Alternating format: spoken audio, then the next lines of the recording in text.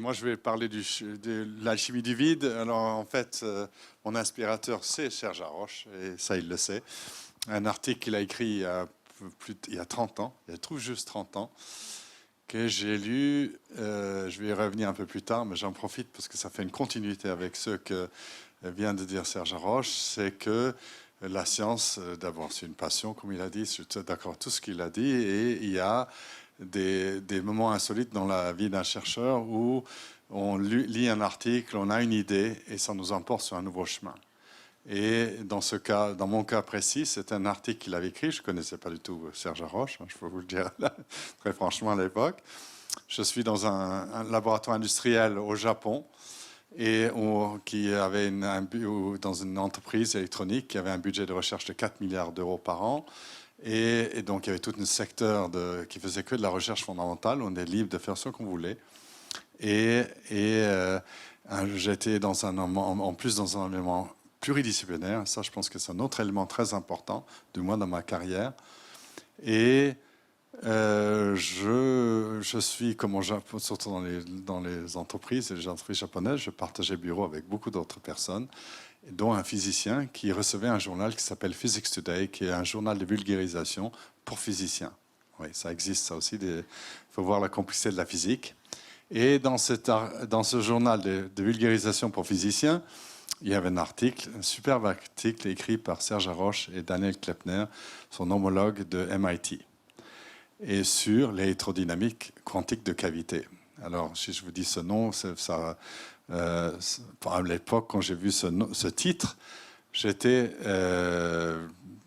ça me disait strictement rien. C'était des mots compliqués. J'ai commencé à lire l'article, qui était très inspirant.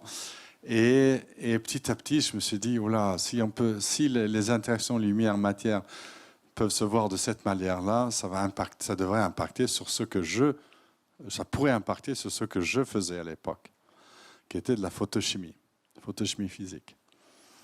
Et maintenant, je vais vous prendre sur ce chemin où ça m'a mené. Mais pour cela, il faut revenir en arrière et commencer par expliquer un peu comment les interactions lumière-matière jouent un rôle absolument essentiel dans notre existence, l'existence de la matière, notre existence, dans notre culture, dans l'industrie. Les exemples que Serge Haroche a cités, par exemple l'utilisation industrielle des lasers ou pour la chirurgie ou un tas d'autres choses. Mais aussi dans la culture, nous ne rendons pas compte à quel point les interactions lumière-matière jouent un rôle. Le premier, c'est le fait qu'on se regarde. Il y a un œil, là, vous êtes en train d'attraper. La lumière est d'abord émise par une source, elle rebondit dans la pièce, interagit avec un de vous et ensuite vient dans mon œil. Et là, il se passe un événement. Il y a un photon, une particule, tout seul, qui transforme une molécule. Elle change de forme. Et c'est une action mécanique, parce qu'elle change de forme. En changeant de forme, elle perturbe une membrane qui envoie un signal nerveux vers le cerveau. Et ensuite, vous avez l'image. Ce processus prend 200 femtosecondes, c'est-à-dire très, très, très peu de temps. Et c'est essentiel pour notre interaction, nos interactions de tous les jours. Bien sûr, les interactions lumière-matière jouent un rôle critique dans l'existence de la vie. Il n'y aura pas la biosphère comme on la connaît. Puis il pourra y avoir de la vie sans le soleil, mais ça serait très compliqué. Mais les processus qui ont lieu dans les plantes, quand ils attrapent cette lumière, est très complexe. Et je ne vais pas rentrer dedans, ce n'est pas le but, c'est juste pour vous rappeler qu'on ne serait pas là sans cette interaction lumière-matière avec le soleil. Le soleil émet beaucoup de choses, des choses très violentes et des choses bien pour nous. Et ce qui arrive à la surface de la Terre, c'est le spectre. Alors là, je vais montre le spectre. C'est l'intensité, disons, de la lumière en fonction de la longueur d'onde.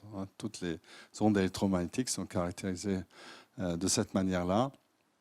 Et vous voyez qu'à la surface de la Terre, c'est la partie rouge qui arrive. Vous voyez qu'il y a des des petites vallées dans ce spectre, dans le rouge, là. Et ces petits vallées veut dire que la lumière est piégée par quelque chose avant d'arriver à la surface de la Terre. Et c'est du H2O, H2O, CO2, c'est tout ce qui réchauffe l'atmosphère. Hein, c'est quand c'est piégé, cette lumière, qui est une énergie, est transformée, chauffe l'atmosphère. Et bien sûr, dans l'UV, on est aussi, il y a d'autres choses, on est protégé de l'UV qui est plus toxique pour nous par la couche d'ozone. La couche d'ozone qui maintenant est plus ou moins réparée, mais quand j'étais jeune, n'était pas du tout réparée. On avait un vrai problème, un peu comme avec le CO2 aujourd'hui. Et ça, c'est un énorme trou au-dessous de l'Antarctique. Et il y a des processus photochimiques très complexes qui ont lieu dans une toute petite couche qui implique l'oxygène et l'ozone, qui est l'oxygène à 3 atomes d'oxygène. La photochimie et ses interactions lumière-matière, il n'y a pas seulement des choses nocives qui nous protègent, là, dans le cas de l'ozone, mais il y a aussi des réactions absolument essentielles pour notre existence, la transformation des molécules dans la peau en forme de vitamine D. Hein, moi, mon pays natal, c'est la Norvège. En Norvège, on est obligé de soit se mettre devant une lampe ou soit manger beaucoup de vitamine D l'hiver parce qu'on n'en a pas assez. Hein, la couleur de la peau est c'est une des raisons que nous avons la peau claire. Je vous rappelle ça. Si vous pensez, la seule raison que nous avons la peau claire en vivant dans cette partie du monde, c'est parce qu'il fallait qu'on puisse attraper le soleil. Si on a la peau noire et on va vivre en Norvège, on a encore un vrai problème. Il faut prendre encore plus de vitamine D parce qu'on s'est protégé du soleil et on ne fait plus cette transformation. Alors, qu'est-ce qui fait que la matière absorbe la lumière? Et ça, je le rappelle, je sais qu'il y a des scientifiques dans l'audience, mais pour ceux qui qui ont peut-être vu ça avant, c'est que ça, on a pu peut-être le mettre en évidence il y a près de 100 ans, en regardant des atomes, et on a remarqué qu'il y avait des raies dans les spectres d'atomes, comme ces raies ici, que j'ai pour l'hydrogène, l'hélium, le carbone et l'oxygène. Et vous voyez que ces raies, on ne savait pas les comprendre à l'époque, et on les voyait on arrivait à les détecter sur les plaques photographiques et on a essayé de serrer. On a réalisé que ça devait correspondre ces émissions ou absorptions correspondaient à des transitions entre des états. Donc on a réalisé que la matière avait des états d'énergie bien précis. Et de là est née la physique quantique. Ça, il faut bien comprendre ce genre de mesure qu'il a fallu expliquer. C'est le modèle de Bohr et ensuite des choses beaucoup plus sophistiquées. Mais c'est de ce genre de manip, de spectroscopie justement, qu'on comprend la nature de la matière et on comprend l'absorption comme une transition entre deux états. Et comme je vais parler beaucoup de transition, je veux absolument que vous ayez ça en tête. Donc, c'est des transitions entre des états. Et ce jeu d'états, comme ces lignes correspondent à ces transitions, ces jeux d'états, car en chacun de ces atomes, ils varient. Vous voyez qu'il y a de plus en plus de règles, plus ça devient complexe. Et ces jeux d'états déterminent les propriétés de la matière. C'est la différence entre un objet rouge et vert, ou un métal et un verre. C'est que lié à ces niveaux d'énergie qui définissent la matière et les atomes. Alors, dès qu'on passe d'atomes à des molécules, les raies ne sont pas fines comme ça. Vous avez même dans le spectre, j'ai pris la chlorophylle comme exemple. On a parlé de plantes. Alors, la chlorophylle a des spectres, vous voyez, de nouveau de longueur d'onde, de la lumière. Vous voyez des pics très larges comme ça. Et pourquoi? Parce que dans les molécules sont tout le temps en train de bouger. Ils ont des modes de vibration très bien définis pour des petites molécules, moins bien définis pour des grosses. Et les molécules sont tout le temps en train de bouger sur votre visage, partout, dans l'eau que vous buvez, etc. Les molécules sont tout le temps en train de bouger, en train de vibrer et tourner, etc. Et ça donne une largeur, et c'est représenté par ces sous-niveaux, scientifiquement, par ces sous-niveaux vibrationnels. Et la photosynthèse qui nous permet de vivre, c'est simplement une transition. Cette lumière, ces pics correspondent à des transitions entre des états, comme je vous ai dit, et quand la chlorophylle, pour stocker l'énergie, la chlorophylle absorbe des photons qui l'amènent dans un nouveau état, et cet état est très réactif. À l'échelle pour un une molécule, un photon, pour nous, un photon, c'est rien du tout, mais pour une molécule, c'est une énorme énergie. Ça perturbe énormément ses propriétés. Et une des choses qui permet, c'est de faire de la chimie et de stocker l'énergie qui avait été absorbée. Alors, elle peut aussi redescendre. Alors, voilà des solutions de molécules, différentes molécules, qui, en absorption, dans un sens, et quand elles émettent, quand elles retournent à l'état fondamental, S0, c'est l'état fondamental dans cette image, elles peuvent émettre de la lumière. Et ça, c'est des exemples de molécules qui fluorescent et qui font cette transition en émettant des photons. Alors, maintenant que je vous ai donné une sorte d'introduction à les interactions lumière-matière à laquelle on a l'habitude de travailler, je suis à peu près au stade où j'arrive l'article de Serge Haroche et que je lis l'article de Serge Haroche qui m'ouvre tout un nouveau monde de compréhension des interactions lumière-matière. Alors,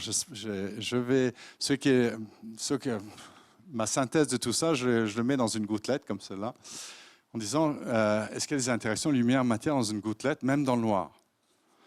Et si vous avez l'éducation que moi j'ai reçue, vous dites non. Il n'y en a aucune. Si vous êtes chimiste ou formé comme chimiste, sauf si vous prenez maintenant un de mes cours, vous apprenez autre chose. Alors, en fait, il y a des interactions de lumière-matière dans cette gouttelette, indépendantes de cette image, et qui viennent de notre compréhension du vide.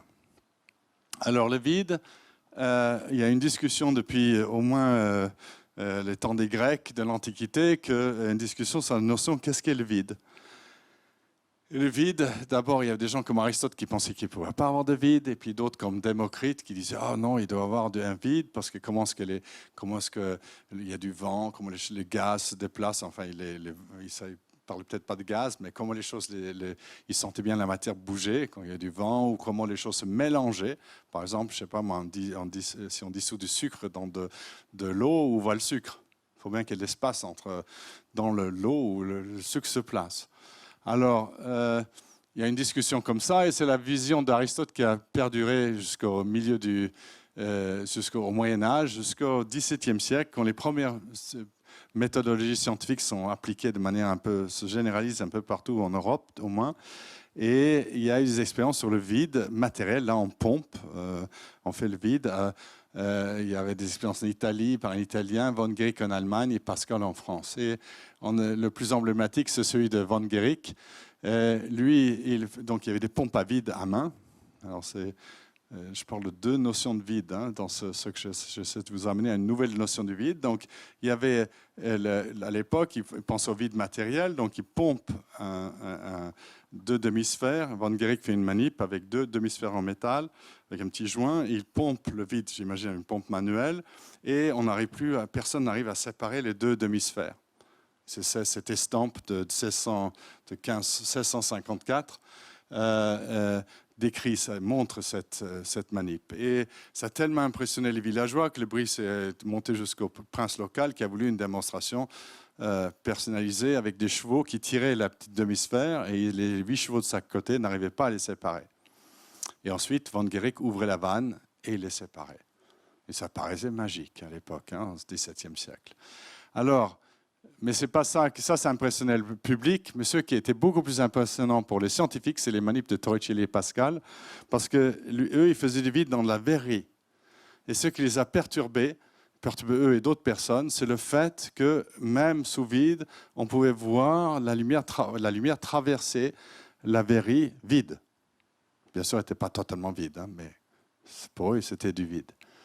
Et ça, ils avaient beaucoup de mal à imaginer parce qu'ils imaginaient qu'il fallait un support pour que la lumière puisse se propager, comme le son ou comme des vagues à la surface de la mer.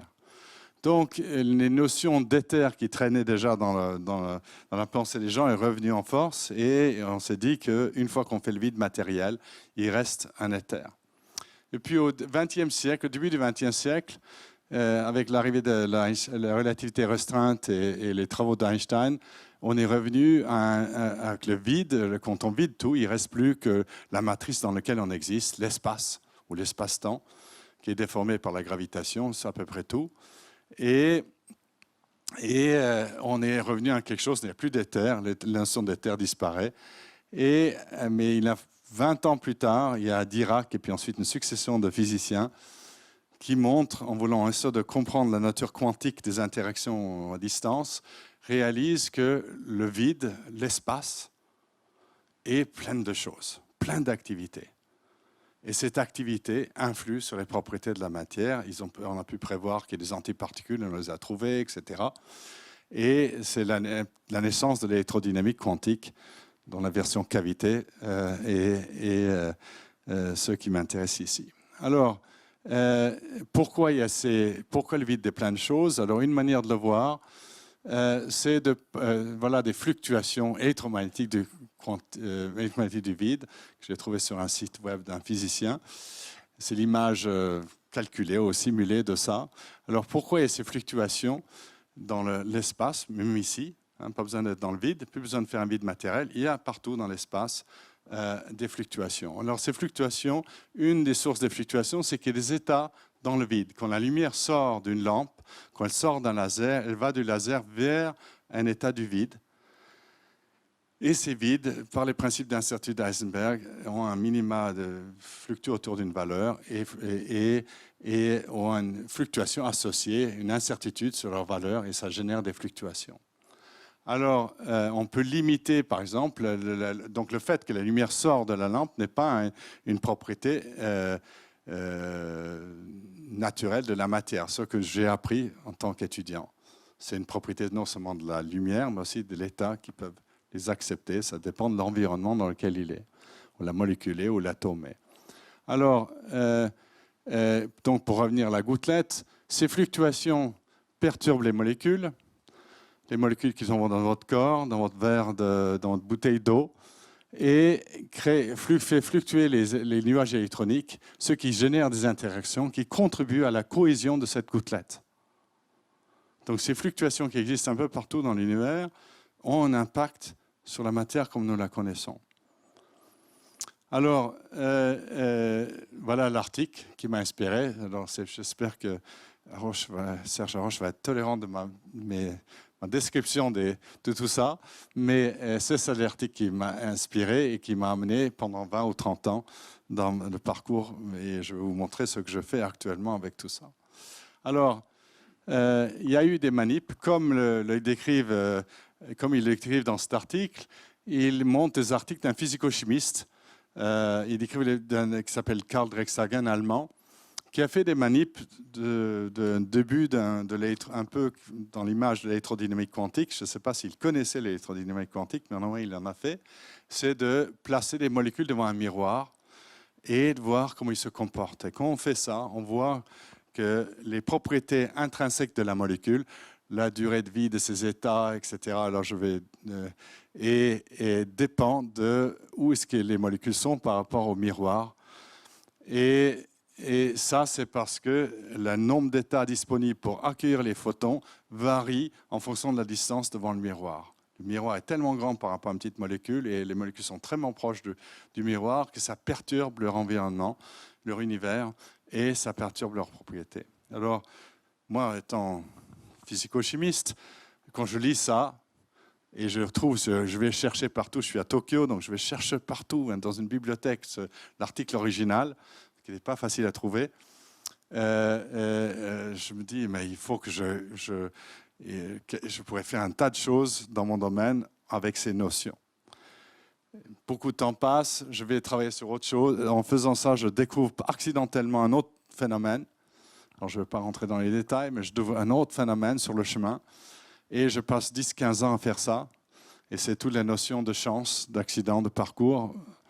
Et j'ai fini par revenir il y a une quinzaine d'années à la manip originale.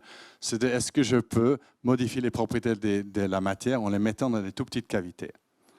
Et pour ça, il faut comprendre juste par le fait qu'ils sont dans une cavité. Et pour cela, je vais utiliser un phénomène qui s'appelle le couplage fort, où je vais faire interagir les fluctuations du vide avec la matière de manière très forte.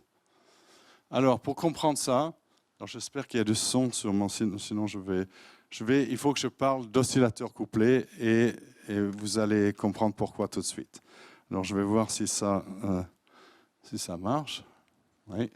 Maintenant, j'espère qu'il y a du son, sinon je vais... Je peux avoir du son, s'il vous plaît, sur la vidéo?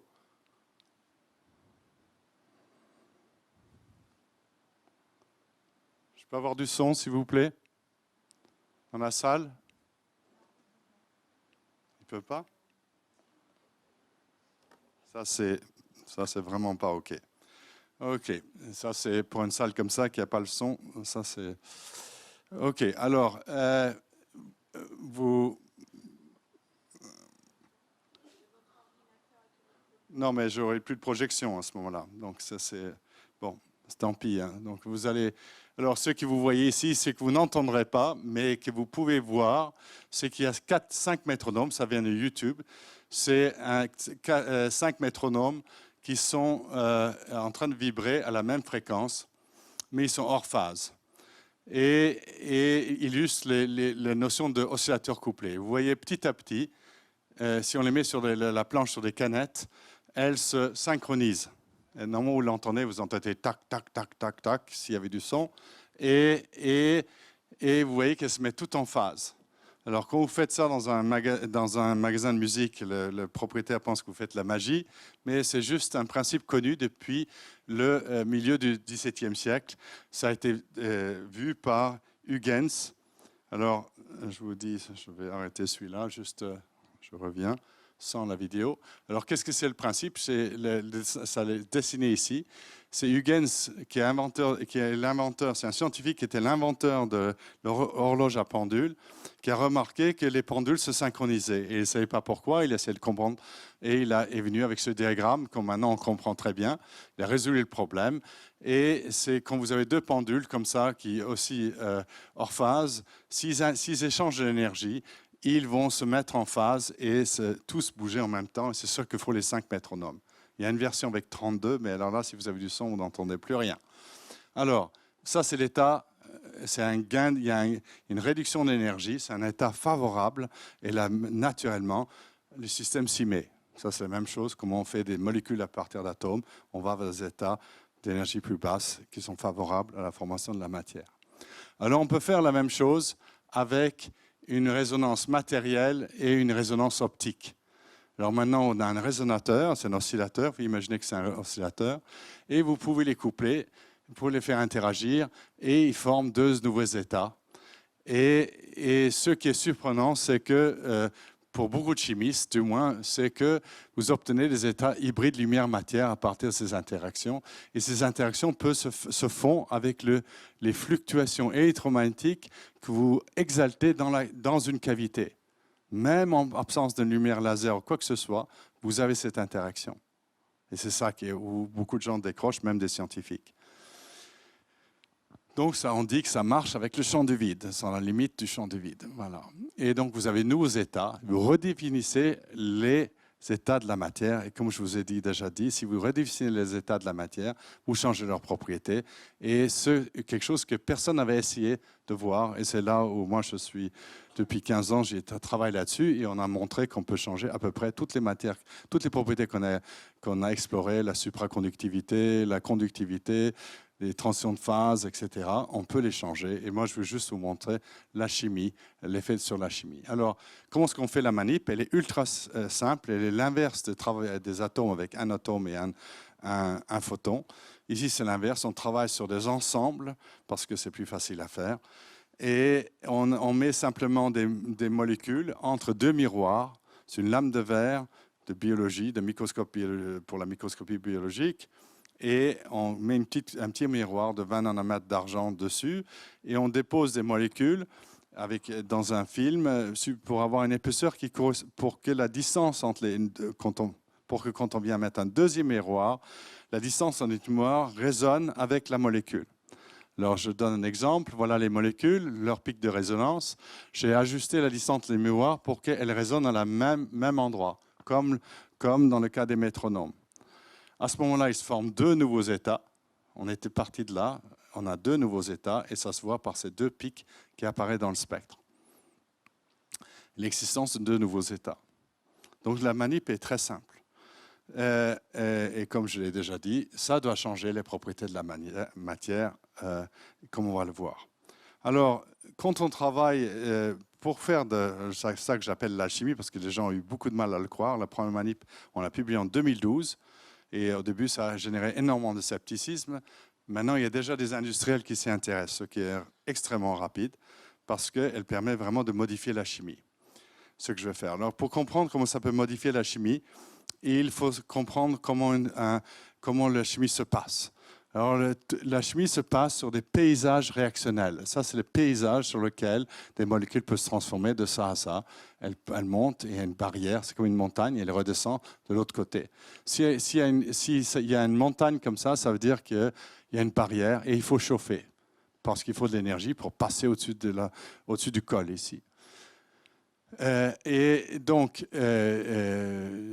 ça, c'est quelque chose, c'est pourquoi on chauffe les réactions. Alors, vous voyez que c'est des paysages réactionnels très compliqués, multidimensionnels, à multi-étages. À chaque état, il y a un paysage différent.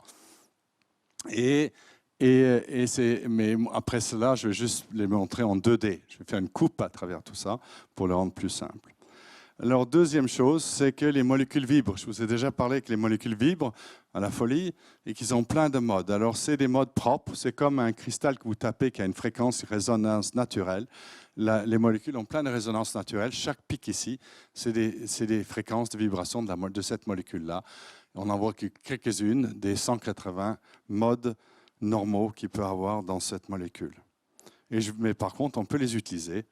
Et on peut les faire interagir avec les fluctuations du vide, le champ du vide, dans une cavité. Alors là, on passe à une échelle où ça peut être du microfluidique, c'est-à-dire qu'on peut faire rentrer un liquide entre les deux miroirs, parce qu'ils sont maintenant distants de 10-20 microns, ce qui pour un scientifique moderne est très grand. Okay? C'est un dixième de la taille d'un cheveu, diamètre d'un cheveu. Donc on a deux miroirs et on va faire de la chimie entre ces deux miroirs qui vont être accordés à une vibration de la molécule sur laquelle on va faire la réaction. Alors ça, c'est les modes de résonance de la cavité. Ça, c'est le spectre négatif de la molécule de vibration. Et là, j'ai créé ces deux nouveaux états et je vais regarder cette réaction. Et ce qu'on voit de coupure de cette liaison carbone-silicium, quand on essaie de voir comment la réaction se passe hors de la cavité ou quand on a fait ces états hybrides lumière-matière, on voit que la réaction ralentit par un facteur 5. Mais sans rentrer dans les détails, ce qui est important à savoir, c'est que la chimie, le mécanisme réactionnel change complètement. Alors, j'ai des données qui ne vous intéresseraient pas, mais qui nous permettent de le dire. Alors, comment est-ce qu'on fait la manip? La manip a vraiment un très bon marché, comparé à d'autres manips de physique. Là, c'est juste, on accorde la cavité, tout simplement en accordant la distance entre les deux miroirs. On met une petite couche de plastique entre les deux miroirs qui est flexible et on appuie avec 4 vis, on serre 4 vis et on accorde la cavité. Et comme ça, on peut voir, voilà la manip, on a ça en ligne maintenant pour que les chimistes peuvent se mettre à faire de la QED de cavité. Et je vais vous montrer un exemple qu'on a publié cette année sur comment on pouvait tilter ou basculer une réaction vers un produit vers un autre. Quand vous faites des produits pharmaceutiques, des choses pour des molécules actives, une des raisons que c'est très cher, c'est parce qu'il faut les purifier. Et plus le rendement de la réaction est grande, d'une réaction grande, mieux c'est pour tout le monde, pour ceux qui le fabriquent et pour nous. Donc, il y a moins de chances qu'il y ait des impuretés dans le système. Donc, les chimistes passent leur temps à chercher des mécanismes pour que la molécule aille vers un produit donné qu'on a choisi. Alors ici, on a fait une molécule qui donne 2 produits. Et on a vu, donc il y a 2 barrières pour y aller, 2 montagnes, 2 cols pour y aller de produit 1 et 2. Et on a voulu voir si on pouvait changer le rapport de ces 2 produits comme une preuve de principe. Et en effet, on peut changer le rendement. On part de 60% du produit 1 et de 40% du produit 2. À la fin, on a 80% du produit 2 et 20% du produit 1. Donc, on inverse les rendements. Et ça, c'est déjà très bien. C'est une preuve de principe. Si vous n'êtes pas chimiste, vous ne savez peut-être probablement pas l'importance de ça. Mais ce qui est fascinant, c'est que quand vous accordez la cavité à travers tous les pics, et à chaque fois que vous avez vu que vous pouvez avoir cette interaction forte dont je vous ai parlé, vous voyez qu'il y a 3 pics sur les 10 qui interagissent avec, qui perturbent la réaction. Qu'est-ce que ça veut dire? Ça veut dire que c'est un outil pour identifier quelle vibration joue un rôle dans la réactivité. Et ça, on n'avait aucun outil, mais aucun, pour faire ça avant, sauf des calculs. Donc ça, c'est comme, alors que les premières publications sur ce sujet, on nous a dit que ce n'était pas des sciences, c'est de la science-fiction et qu'il fallait rejeter le papier. Là, les rapporteurs ont dit l'inverse. Ils ont dit que c'était tellement beau que c'était, bon, ça devait être des physico-chimistes, ils trouvaient ça beau, mais ils ont trouvé ça très beau, cette figure-là. Voilà. Alors, ça, le fait que les vibrations jouent un rôle, et on est dans le noir, là, il n'y a pas de laser, il n'y a pas de lumière, quoi que ce soit, c'est juste entre 2 miroirs.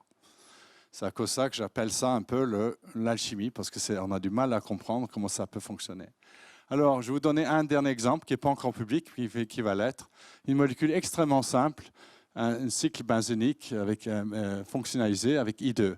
Cette molécule, elle forme un complexe, un équilibre. Les équilibres ont lieu dans tous les corps. Il y a plein d'équilibres dans le corps chimique qui sont nécessaires à la régulation. Les équilibres sont fondamentaux, les équilibres chimiques. Et on ne pouvait pas étudier une chose plus simple que ça.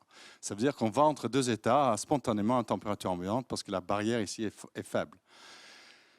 Et ce qu'on a voulu voir, c'est si les vibrations de cette molécule, celle-là, on n'en a aucun qu'on peut détecter, qu'on peut voir, mais celui-là, on en a plusieurs. Est-ce que les vibrations, en tapant sur cette vibration, on change cet équilibre? On s'entendait franchement à rien. Et on a été plus que surpris. Alors, je ne vais pas vous donner tous les détails, mais je veux juste vous montrer ce qu'on voit. Ce qui est absolument... alors, je ne sais pas pourquoi il est en train de faire ça. Hop, OK. Oups. Voilà. Voilà. OK. Je recommence. Ah, il le fait tout seul, c'est à cause de ça. OK. On a tapé sur 5 vibrations. Et vous voyez ici les vibrations de la molécule, un temps très long. Et on va voir comment est-ce qu'on va faire. Et il y en a ce qui est absolument surprenant, c'est que l'équilibre change.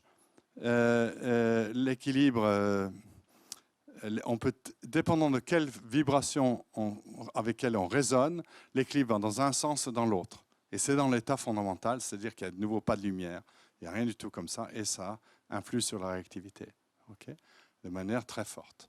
Voilà, alors, je sais que c'est compliqué ce que je vous ai dit.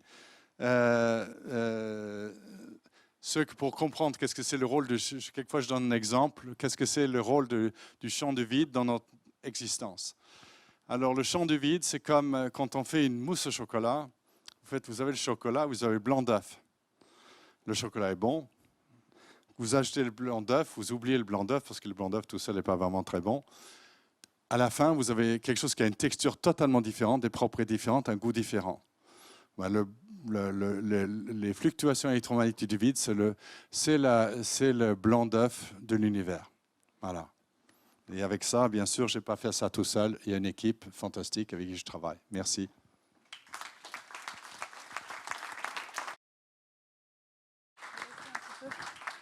Thomas Abessen, vous restez un petit peu avec nous pour des questions, j'espère, de la salle. N'hésitez pas. Je sais à quel point c'est difficile. Monsieur ?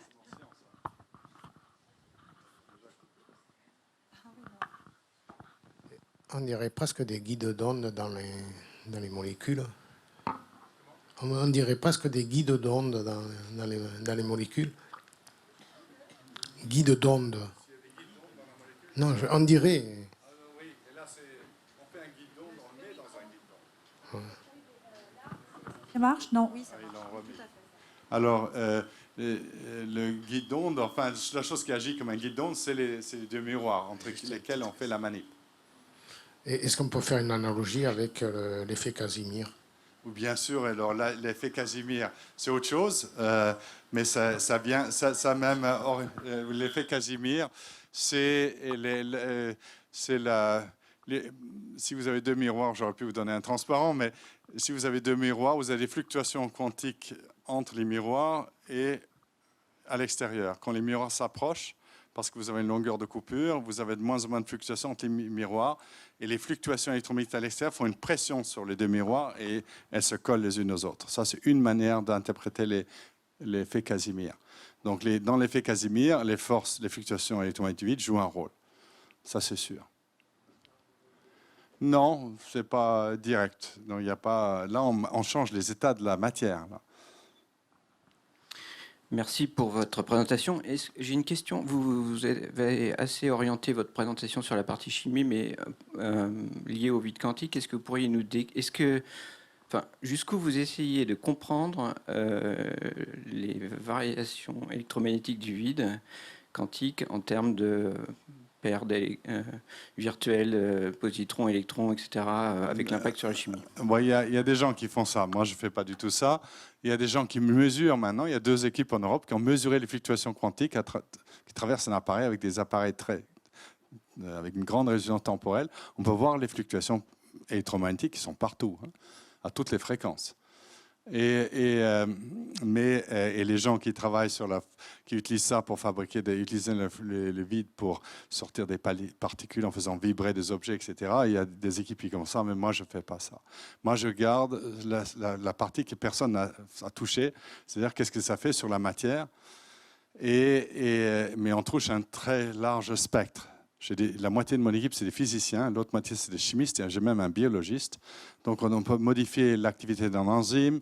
On va mettre en ligne un papier lundi qui montre qu'on peut changer la température critique de supraconductivité en le mélangeant, en hybridisant les phonons d'un supraconducteur avec les fluctuations quantiques. Voilà.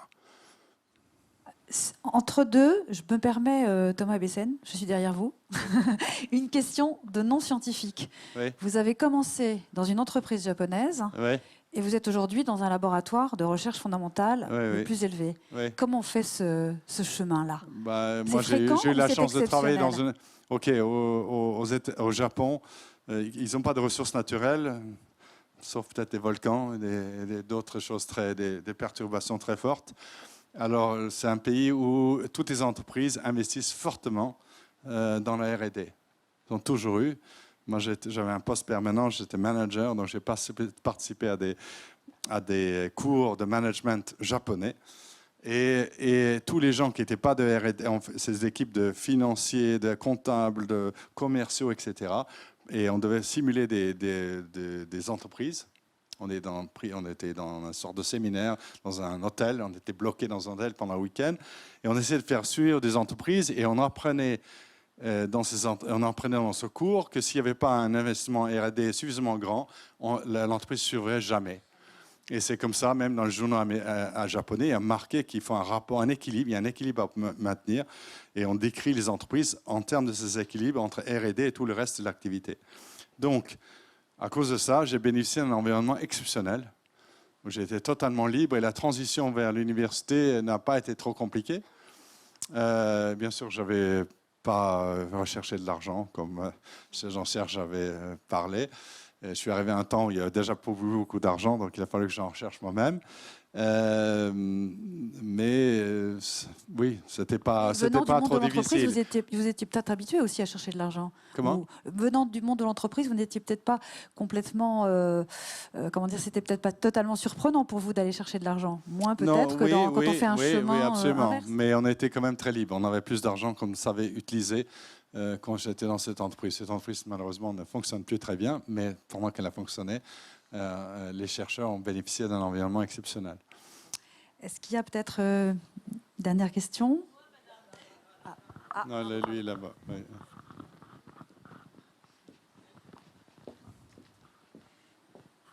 Bon, enfin, ce que vous avez dit, moi, ça me fait penser à de la catalyse optique.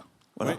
Oui. Et de façon plus générale, ça montre aussi que dans les réactions chimiques, il y a beaucoup de choses qui ont été oubliées, enfin, qui n'ont pas été prises en compte. C'est-à-dire l'environnement. Oui. Vous montrez que l'optique joue un rôle, Oui. mais il y a peut-être encore d'autres choses. Ah oui. Alors d'abord, la photochimie, ce qu'on appelle la catalyse optique, où en fait, on ne fait pas vraiment de catalyse, on excite une molécule, on passe par un état excité, on redescend. Donc on dépense l'énergie pour faire la réaction. Ici, il n'y a pas de photon qui est rentré dans la cellule. On fait aussi de la catalyse. Je ne vais pas montrer ça. On a montré, nous et un autre groupe japonais, ont accéléré des réactions par un facteur 10 000 en utilisant les principes que nous avons développés dans mon laboratoire. OK? Ça veut dire que la réaction va 10 000 fois plus vite, c'est qu'elle coûte 10 000 fois moins en énergie. Et ça, c'est bien sûr très bizarre parce qu'on le fait sans catalyseur, qui est tout un domaine de recherche en lui-même. Alors là, on a montré, on peut faire des analyses pour montrer qu'on vraiment on baisse la barrière, la cavité baisse la barrière dans le noir. Okay, c'est quand même fantastique. Si, bien sûr. Si, mais on est un petit peu... Et rapide. Bravo, bravo. Et alors moi, j'y connais rien, parce que j'ai un doctorat d'État en économie, mais j'ai jamais fait de chimie ni de physique. Mais monsieur, j'ai une question. Oui. Qu'est-ce que c'est l'électromagnétisme? Parce que je m'intéresse au cerveau et j'ai lu que par l'électromagnétisme, on arrivait à soigner une partie de peut-être des maladies mentales. Qu'est-ce que c'est cet électromagnétique, monsieur? Merci. L'électromagnétisme, c'est juste un nom pour un domaine scientifique qui joue sur l'interaction entre le champ électrique et le champ magnétique. C'est tout. C'est tout ce que c'est. Ensuite, il y a des ondes électromagnétiques. Les ondes Wi-Fi, c'est des ondes électromagnétiques. La lumière, c'est des ondes électromagnétiques. La chaleur, si vous êtes... non, ce n'est rien du tout pour le cerveau, sauf que ce que je vous ai montré, c'est que les fluctuations de ces ondes électromagnétiques pendant l'univers ont lieu dans votre cerveau aussi. Ils ont lieu, on ne peut pas y échapper. Et elle importe sur les propriétés chimiques, mais elle n'importe pas directement comme ça. Elle n'a aucun effet direct. C'est un effet indirect. OK. Merci beaucoup, Thomas Ebbesen. Merci à vous.